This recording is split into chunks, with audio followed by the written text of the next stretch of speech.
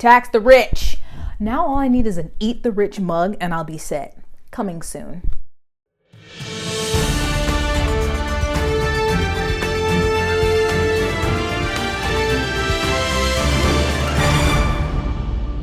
Hey, hi, hello, welcome back to my channel. My name is Jess. Nigel is here, never fear.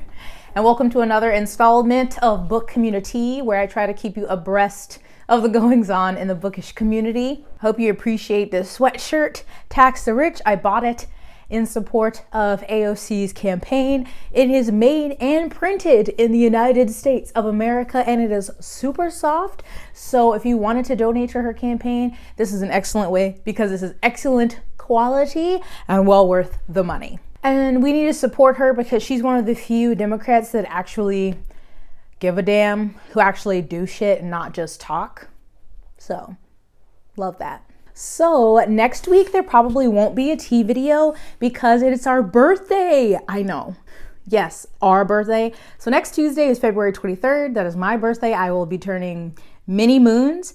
And it's Nigel's first birthday. Yes, he was born on February 23rd, 2020. So we'll be eating cake. He'll have a dog-friendly cake, of course, and I'll have funfetti cake and celebrating. So I won't be posting a tea video. I do have something else I might post, but just so you know. Yay! That's how I knew we were soulmates. Are you sleepy, Bubba? Yes. A sleepy boy. I can't believe my baby's gonna be 1. Can you believe it? Can you believe it, Nanai? It's so funny when I've gone back and looked at my older videos. It only started in July of last year, but he was so small in my first couple of videos, and he's just grown up on camera. My Bubba. I was thinking about maybe doing a live on my birthday where we could just shoot the shit, chat. I don't know. It depends on how I feel on that day. Last night when I was trying to read through some stuff, I was like, I don't think there's that many things to film tomorrow. And then of course there are. So it's not going to be everything. And again, I'm not going to do a video next week. So the next week I'll probably be playing catch up if I can, because there'll probably be new things. But anywho, if you're new to these videos and new to the bookish community, then you don't know that everything is cyclical. So we have a conversation, people talk about it, people get mad about it, it goes away, it comes back. It's a vicious cycle. So this one I'm not going to spend a lot of time on. I just wanted to highlight this because I did not like this author's response. So the topic of pirating books has come up, and there's been many discussions on if people should do that or should not. A few weeks ago, it was coming up, and people who are a part of the global south were talking about how hard it is for them to afford books or access books. And of course, the common response is always to go to your library, but everyone does not have a library or have access to a library. Maybe their library doesn't have a lot of books. And so this came up again, and someone said, just because I can't afford to buy books shouldn't mean I can't read them. This author, Katherine, said it does mean you can't read them because books are a luxury. And if you don't have the money to pay the creator, you don't get a copy. There are authors all over the world, not just the US, who deserve payment. I mean, out yourself as an impatient, spoiled brat again, by all means. So while I always want creatives to be paid and authors all over the world deserve payment, it's just not as easy as saying, yeah, you don't get the right to read books because you can't afford them. And then I mean, out yourself as an impatient, spoiled brat, again, by all means, like, come on. And then someone said, I live in Palestine, LMAO, I don't have access to any libraries, and I can barely pay for stuff online. And trust me, I've looked for free and accessible books. And she replied, doubtful, but okay. She deleted the tweets, but that person had taken screenshots. Just want to say here that I'm playing with a toy with Nigel behind my back, but it looks like I'm scratching my butt, but I promise I wasn't. And I had never heard of her before. Her average rating on Goodreads is a 1.59 out of 839 ratings and 186 reviews. But I just thought it was a really shitty reply, a really shitty response as an author, and you're really not taking in the privilege that we have here. I keep saying here as if I'm in the United States, but I benefit from the privilege of being from the United States and having a United States address. So yes, she did not take into account the privilege coming from the United States when talking about reading, and it's just a complicated topic. It's not black and white because everyone deserves access to books and to be able to read. And I wish they were more affordable, that, you know, libraries were everywhere and everybody had access to the books that they want to read, but that's not so. I ain't like that. I did not like her response. Boo-boo. Then I'm sure a lot of you have seen the discussion going around on Twitter about a review in Locus magazine, which is a popular magazine for science fiction and fantasy book reviews. And the first one I saw was, hey, Locus Mag, maybe do the bare minimum at upholding standards, let alone consider that this is a review you have published of a BIPOC author's book, which is from a series entitled Chronicles of the Bitch Queen, implying a chronological order of reading, perhaps. So the reviewer in question's name is Katherine Coldiron. So the reviewer, Katherine Coldiron, read K.S. Villoso's The Icosur Falcon, which is the second book in the Chronicles of the Bitch Queen, which I had not heard of, but that just sounds badass. Anyway, so she read the second book without reading the first book. The first book is The Wolf of Oren-yaro. So she goes into the book, hasn't read the first one, and then in her review is talking about how she's confused, that she doesn't know what's going on. And so only part of the review was shared on Twitter, and someone wrote up an entire blog post about her and this review and also other reviews that she has done, because she seems to have a history of doing questionable reviews of books by BIPOC authors. So these are the opening lines of her review of Villoso's book.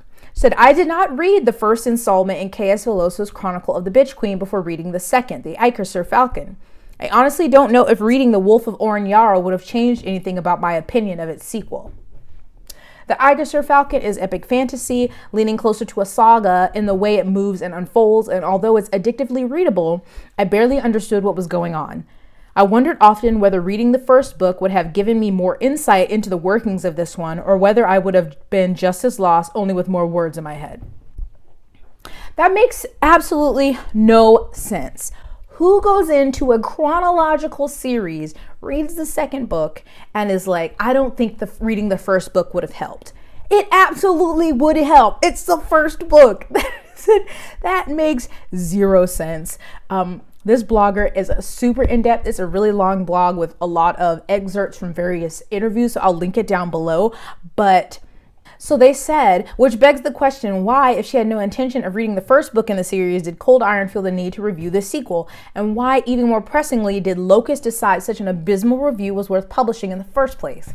Exactly. Like, I know a lot of people who are unpaid reviewers get sent books unsolicited all the time that are second, third, fourth in a series, but you are a paid reviewer and you know you didn't read the first book, and then you read the second book anyway, made those dumb comments about it, and then the magazine still decided to publish it. So there's just so many steps in here where nobody was using common sense, and it's upsetting. And it's hardly surprising the full review, which is not available yet online, gets worse.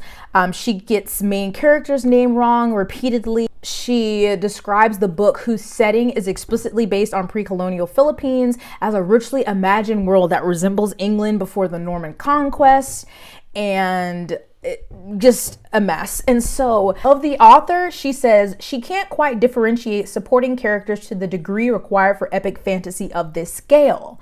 As though Coldiron isn't missing an entire fucking book's worth of secondary character development.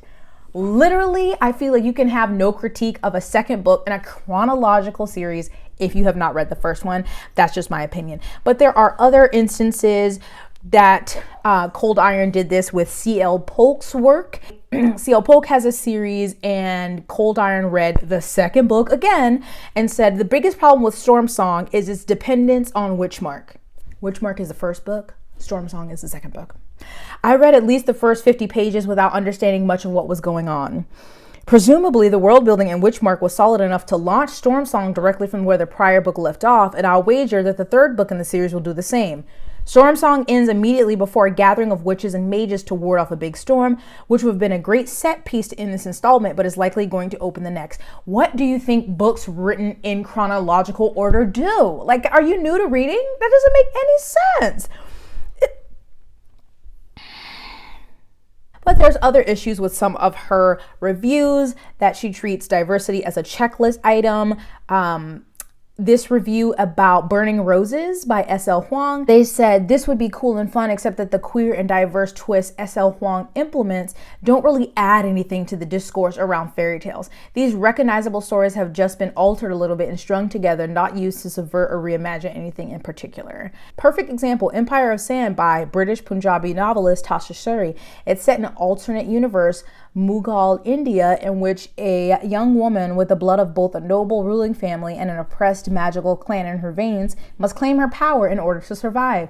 Every single element of Empire of Sand is pleasingly exotic to a Western white reader like me. But Suri does not play all this up as a gimmick, nor does she contribute to the Orientalism Edward Said cautioned against. She is writing a culture she knows, and it's a culture white audiences don't know. That makes her work fascinatingly new, but not exploitative. How is the book itself aside from this multicultural freshness? It's good. So there's a long thread from Tasha Suri, the author of one of the works that Coldiron had reviewed, and she said sometimes it takes work to fully engage with a piece of media. If you're a Western consumer, you may have discovered that to really get the nuances of K-drama or C-drama, you need to do some contextual research and reading. And so she goes into an example, and I wanted to skip to the latter half of the thread. I'm not trying to ignore that part, but this was the first part that I saw. So she said, if you review a POC's work and you found it difficult to understand or badly paced or thought the characters lacked agency, are you sure this is the fault of the work or does the fault lie with you? Hey, I'm not saying POC can't write bad books. It sure does happen, although we historically face more hurdles to getting published at all, so we're pretty great. Thanks for asking. But are you the best place to judge? If I handed the book You Panned for its character's lack of agency to an Own Voices reviewer, would they say it was bad? Or would they go, oh my God, this fully captured my experience of navigating choice and family and my culture. Wow. You don't know, you just don't know. Anyway, I'm not saying white Western reviewers cannot comment meaningfully on work by POC, although it'd be nice to see more POC reviewers receive paid opportunities, but I am saying a certain level of research and self-reflection is necessary. In conclusion, if you do the book reading equivalent of starting The Untamed on episode 25 of 50 and then complain it doesn't make sense, I think it's reasonable to expect people to be unhappy. It does seem a little disrespectful, doesn't it? Final ad, you don't have to understand the full nuances of something to enjoy it or even love it. I've loved many things that were not made for me. Nuances are an extra step and often a really joyful one. I thought that was a really important thread that kind of encapsulated the whole situation, and just not with Katherine Coldiron, with many reviews that non-POC people do of POC work. And I guess she saw the threads on Twitter, and of course she came and got really upset about it. So somebody who didn't write the article shared it, and she replied, thinking that was the author of the article, and said, I am astonished that you've expended so many words just to criticize me in my reviews. I'm always grateful when people call me out on errors I might not have noticed. What you say about Icaster Falcon is likely right, and I was not the best reviewer for that book, but you have cherry-picked a lot of other reviews to make your points without writing in such detail about what I said on Riot Baby or The Cloven or Internment or Moon of the Crusted Snow. You missed my point on the Dyer book. You brought up my pan of Storm of Locus, did not see how I cheerleaded for Trail of Lightning, which I reviewed for another outlet. In fact, I wish you'd looked at my non-Locus reviews even a little, because I work hard to review books by traditionally marginalized writers. I also work hard as an editor. So people were just upset because she also came in and was like, you found those reviews that I did of by POC and you don't think those are good, but also look at these books I read by POC. So it was almost like that I have a black friend, instead of like taking the criticism and maybe sitting with it for a little bit and realizing where people were coming from or how her reviews were harmful. And so she has various tweets over the last few days. Like, she apologized. She said, I apologize to Tasha Suri. I used racist language in my review of her debut, a book I adored and I should not have. Please buy her books. she was quote tweeting someone else and said, "This is a really important point in one of my reviews for Locus. I use exoticizing language very badly because I found the book so unusual compared to white work of similar genre. I don't know how to say without being racist that it was refreshing and fascinating because it was my diet that was bland, the landscape that was bland. I think I tried to say that and failed. Wasn't trying to exoticize, but was trying to say, white people, here's some damn spice. Stop reading Tolkien." Then she said, "I apologize to Kay Veloso. I was the wrong reader and critic for her book. I also apologize about the Ryan Rael thing. It was a main character name. I truly do not know how I messed that up and am deeply embarrassed. Also, I really hope that even half of you buy The Wolf and Oren-Yaro and or The I Kissed Her Falcon to read and prove how wrong I am. The books deserve that kind of love after all this." And her latest tweet was "bye for a while." That was on February 11th. So at least she acknowledged the issues, and hopefully going forward thinks about different nuances involved in writing books or reading and reviewing books from BIPOC. Also, maybe not going into the second book of a series without reading the first one. And then there was a tweet saying, like, I have 673 books to review in February, which the person said, and I think is true, is probably a typo. But even if she had 67 or 64 or 43, that's a lot of books to review. But she is a paid reviewer, and so I'm like, you need to take that even more serious than people who just do it for a hobby, because you are being paid for this. And it seems like both her and Locus didn't use some common sense here when publishing this review. So it's just messy. So I did see this statement that Locus magazine put out that says, "We will do better. Several commenters online have called attention to problematic elements in some of our reviews of books by authors of color. We hear you and are taking this seriously. We apologize unreservedly to any authors we harmed and to the science fiction community as a whole. We will be putting in place additional editorial procedures for our reviews process to reduce the likelihood of such errors happening again. Our editorial process and review coverage are always evolving, and we will work to improve our coverage of authors from historically marginalized and non-Western worldviews and expand our review roster. We are listening and we will do better. Locus." We can only hope that she's listening and learning.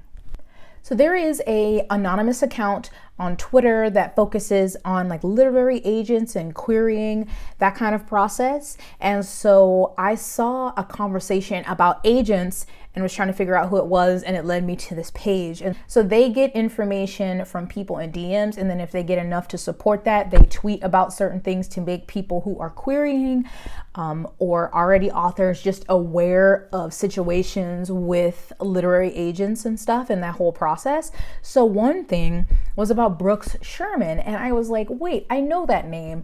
And Brooks Sherman is a literary agent. He, I believe at this time, still is the agent for Angie Thomas. And I looked on her website and it still says that Brooks is her agent. Also was the agent for Jessica Cluess, but obviously dropped her after the whole Disrupt Text debacle, and for a few more, but a pretty well-known agent. And so it has been alleged that he has a history of behaving badly at professional events, like getting drunk, and there's accusations of sexual harassment.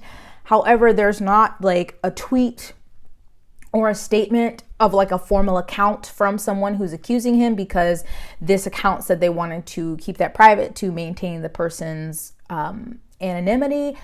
So I don't have any tweet of someone like telling their experience, but that was just one of the things. But something else that many other people did come to back up was that he has a history of being really shitty with his clients. I guess if he doesn't deem your story worthy enough, or I don't know how he decides, because obviously he's had successful clients, but then there appears to be other people who've had really bad luck with Brooks. So what was said is that Brooks Sherman has lied to clients about submissions, and then obviously including his unprofessional behavior at publishing events, getting drunk, poor behavior, and sexual harassment. And then also this statement said this agent is no longer agenting ethically. Several clients have left recently after realizing he has lied about submissions, lied about editorial responses, lied about submitting foreign rights, lied about reading their manuscripts. Note how many high-profile clients have left. He now has a known Whisper Network history of ghosting clients and trashing former clients. He has a known history of trashing clients to their editors in order to avoid looking bad. I suspect more will come out about this soon. That is super gross. And then there were people who replied and were supporting this. There were a lot of comments, and the allegations were made against him in the comments of Query Tracker. There's a YA author, Dahlia Adler, that said, I too can corroborate these statements, and I won't be the last. His behavior has harmed and truly scarred a number of people I care about, people who deserve to work in an industry that feels safe. And when I say it's completely screwed up that we have that single gatekeeper model and that authors have to be comfortable moving to new rep, imagine this kind of scenario behind it. You work in a void because your agent lied about submitting it and no one catching that. Then the account also replied to someone saying, I'm not trying to make judgments on whether someone is a good or bad agent. He has a lot of marginalized clients who seem happy with him, but I also want querying writers to know before querying that this is a part of the story too, which is really important. And someone said, wow, because I suppose it wasn't just me. I feel like I can say now that Brooks was the agent who ghosted me, just stopped replying to emails when I hit a rough spot in revisions, could have professionally terminated the business relationship at any time, but didn't. And then another author said, I have heard stories from a client who showed me extremely compelling evidence that this agent lied to them about their book's submission history, as in told them people don't want this, when the people in question had never even seen it. Another, I can corroborate the information about ghosting, gaslighting clients, and lying about submissions based on experiences of past clients I know. Yes, Brooks was someone I interacted with and respected for years, even after my own negative experience, but after this, well. And I just want to insert in here the definition for gaslighting. Gaslighting is a form of psychological abuse where a person or group makes someone question their sanity, perception of reality, or memories. People experience gaslighting often feel confused, anxious, and unable to trust themselves. And so I think that's very fitting in this context, but not fitting of how some people like to use it. But back to what I was saying. So that seems really gross. And there are other people that have been mentioned. So if you are in the process of querying or thinking about being a writer, this could be a very useful account. It does say YA Whispers, but I don't know if they just stick to agents and querying for young adult books.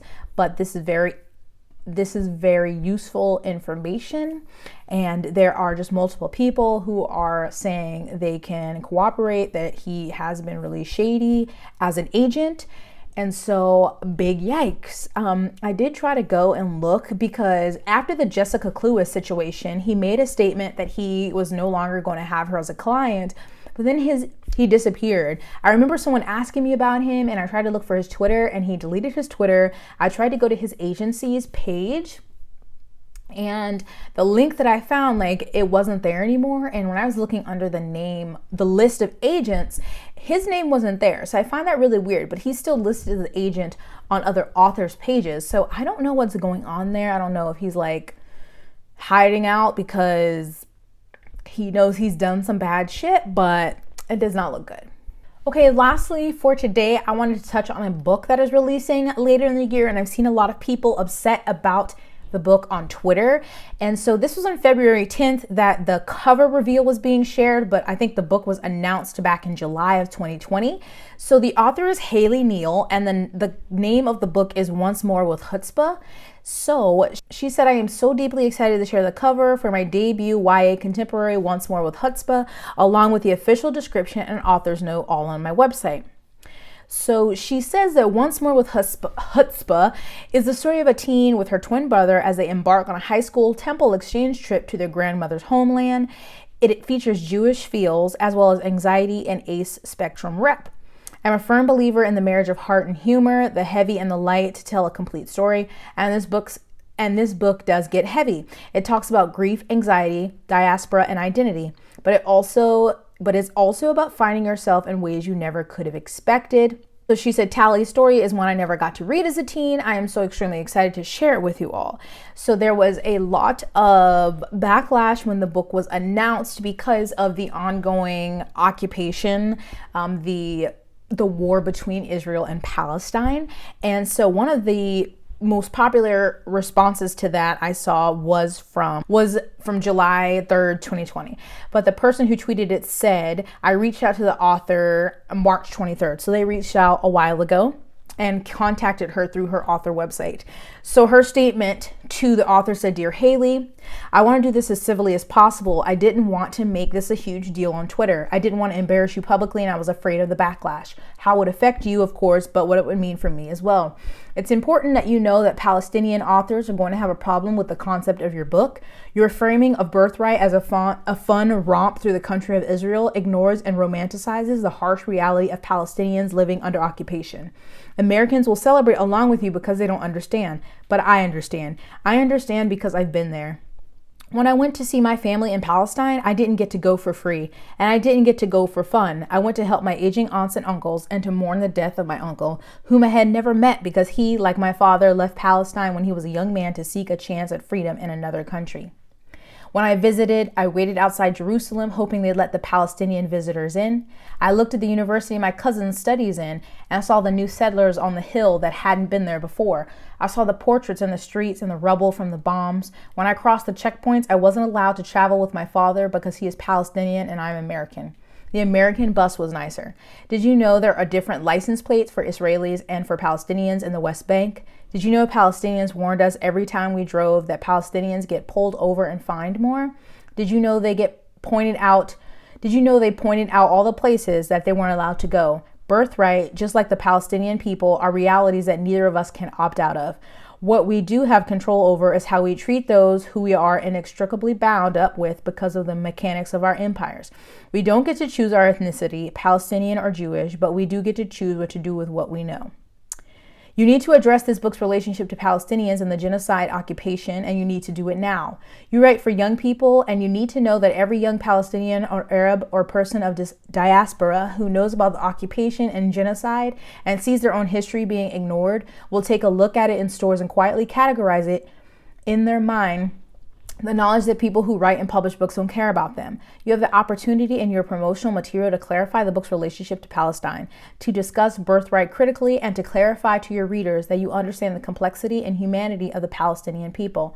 And if you don't have that content in your book now, you still have the chance to change it. I know several Palestinian Americans who would be happy to answer any questions you have. I would be happy to answer them too, in solidarity. Emily. Someone did make a clarification that they said, as a United States Jewish person who made the personal choice not to go on birthright for the reasons you outline, I think it's important to address the oppression faced by Palestinian people. I do want to clarify. They said, I want to gently push back on the idea of we don't get to choose our ethnicity, Palestinian or Jewish. Judaism is a religion, not an ethnicity. There are Jews of all ethnicities, including Arab Jews, and a person can choose to be Jewish. Jews by choice are as much Jews as people born into the religion. The idea that Judaism is an ethnicity is often used to perpetuate harm against the community. Please know that I support your efforts for clarity. Read this title, and I hope the author agent will address these important concerns. So that was just a clarification about that. But she didn't get a response. So then she said she attempted to contact her again. She resent the same email to Haley. Then she also DM'd her agent on Twitter, but the agent closed her replies.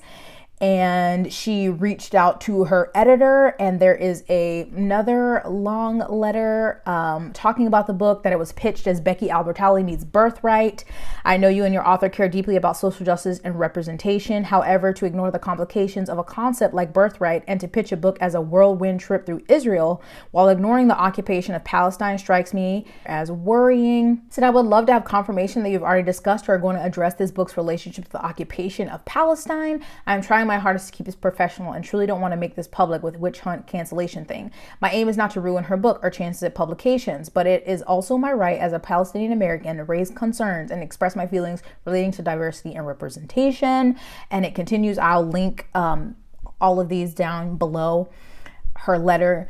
So I obviously have known about the conflict between Palestine and Israel, but I just wanted to look up a few things to try and make sure I'm not sounding like an idiot. But Birthright, which I've heard of since I think high school. So Birthright is a not-for-profit educational organization that sponsors free 10-day heritage trips to Israel, Jerusalem, and the Golan Heights for young adults of Jewish heritage aged 18 to 32. And so I think the story originally was pitched as the twins were taking their Birthright trip to Israel. And so a really brief, really shallow definition of what is going on is Israel is the world's only Jewish state located just east of the Mediterranean Sea. Palestinians, the Arab population that hails from the land Israel now controls, refer to the territory as Palestine and want to establish a state by that name on all or part of the same land. The Israeli-Palestinian conflict is over who gets that land and how it's controlled. And this started in the 20th century, and so there's a lot of history there. I would definitely encourage you to look it up. I definitely want to read more about it myself. And so there's a lot of people on Twitter and people who are Palestinian who are very upset about this book. And so I think this is from her agent. Haley's agent said, "Hi everyone, I've been on a Twitter hiatus, so I haven't been around much lately, but I want to acknowledge that I've seen the discussion surrounding the release of Once More with Chutzpah and that my silence hasn't been the result of avoidance, but of taking the time to think and to discuss this complicated issue with my client, with her publisher, and with my own family. I should have acknowledged this discussion sooner, and I apologize for not doing so. We are going to continue to discuss this and are taking it into consideration as we revise the book." So then Haley released a statement that said, "I want to start off by apologizing for not responding sooner, both to the submission through my author website and the current online discussion. As a debut author, this is my first time navigating responses to my work in the public sphere. It is deeply important to me to address this real complex issue that deserves thoughtful attention. My heart is with Palestinians right now. I want to be very clear, my book in no way glorifies Israel or birthright. It is an exploration of Jewish identity and culture, drawn from my own experience as an American Jew with Israeli family, some of whom I met in person for the first time on Birthright. While on Birthright, I had the unique experience of attending Jerusalem Pride. This is not typically part of the trip. Our tour leader had to fight for the permission for us to go. Those of us who chose to attend went with the knowledge that the previous year an Orthodox Jewish man stabbed and killed a teenage marcher. This was my first Pride. As someone who was grappling with my place on the asexual spectrum, it was a profoundly meaningful experience. But Israel is still a place that does not allow same-sex marriage. We were only allowed to attend the march because our tour leader worked with LGBTQIA plus youth who had been kicked out of their homes. This is just one example of the complex experiences I had in Israel that is reflected in my story. I want to clarify that my debut has always been a YA contemporary, not a rom-com. The manuscript is in its first round of developmental edits. As of the time that I am writing this, there is not even an official synopsis. While drafting the story, I interviewed other people who have been on Birthright and had Jewish, non-Jewish, and queer readers. I intend to seek out additional perspectives, specifically Palestinian viewpoints, as I move forward with revisions. I will continue to be mindful of these necessary and nuanced conversations." Some replied positively to that statement, and someone said, "You can't use sensitivity readers to fix this. The problem is bigger than that. Whether you know it or not, your work will be used to draw attention away from the pain that Palestinians suffer in Israel today. The problem isn't the synopsis posted. The problem is the story. I also find it extremely worrisome that you would use the possibility of employing Palestinian readers as a shield to protect your work and justify its publication." So back to present day, there's a lot of people saying I'm really excited for this book, and she's responding to them, and some people bringing up the letter that Emily had written last year, but she's not responding to that. But her latest response was on February 12th, and Haley said, "I know there's been some confusion about my debut book, so I wanted to quickly clarify. The story is no longer set on Birthright. I apologize for the delay in this clarification. It takes place on a high school temple exchange trip, as mentioned in the initial cover reveal. I firmly believe in listening, learning, and having the important conversations. I feel so very lucky to have a publisher who agrees. So much of publishing goes on behind the scenes, so I want to publicly thank my team for being on board with having these big conversations. This involved bringing on additional readers for sensitivity reads while revising and making changes to reflect the concerns expressed based on the book deal announcement. While the story always addressed the character's heritage critically, this was an important step for me in editing. Authors should always both think and write critically about complicated and nuanced elements from their own backgrounds. This is an own voices book. That said, this is a book I have always hoped would reach all readers. I am so excited for you all to meet Tally and read her story." So with that, I still saw people who were upset about the book still coming out, regardless of any revisions that have been done. Someone said, "I'm not surprised but deeply disappointed that despite the calls from actual Palestinians to reconsider this book and not romanticize a settler state actively committing genocide, everyone involved in the making of this book is moving on with it." Someone also said there is so much nuanced history around the Israeli land, the nuance being the fact that the land was brutally stolen from indigenous Palestinians who are now living subhuman lives under apartheid and military occupation. I don't know who needs to hear this, I know, but an act of occupation and genocide, which is currently ongoing, is not a complicated past and present. It is what it is, and trying to pretend as anything else makes you complicit. So that's being published under Bloomsbury, or Triada U.S. Lit Agency in October. And I mean, with all of this, I don't know if they're still going to publish it, but actually they're probably still going to publish it because publishing wants money. But I don't want to speak over any Palestinian people. That's not my place. I just wanted to share this to make you aware, and I can link those threads down below if you want to read more responses from people who are Palestinian and how they feel about this book. I'm making you aware. As always, I do these videos to make people aware so people can learn things, I can learn things, and also to help you if you're confused about what's going on Twitter, because sometimes people, you know, are subtweeting or just hinting at things and you don't know what's going on. So I hope that these videos continue to be helpful more than harmful. But if I got any information wrong or, you know, spoke incorrectly about something, definitely let me know, or let me know your thoughts on the topics this week. Trust me, there were other things that were happening, then you're just gonna have to wait. I just was like, not today, Satan, I don't have time. But thank you so much for watching this video. I hope you were taking care of yourself and washing your hands and washing your mask, wearing your mask, but really staying at home if possible, and drinking your water, wearing your sunscreen, putting on your chapstick, which I need some chapstick right now. But if you like this video, please give it a thumbs up. Please subscribe so that whatever I decide to do on Tuesday, you'll be notified. And check out my description. I'll have links to any information that I mentioned in this video, links to things that are going on in the world, and because there's just still so many things going on in so many countries. My social media is down in the description if you'd like to follow me anywhere else, and also ways to support my channel. But thank you so much for watching, for commenting, for supporting me. I'm super grateful, and I'll see you in my next one. Bye. Oh. Are you hungry? I'm hungry. You want some lunch? I want some lunch. We should go eat some lunch. And so, hey, Nigel, you cannot be licking your nether bits on TV or whatever this is.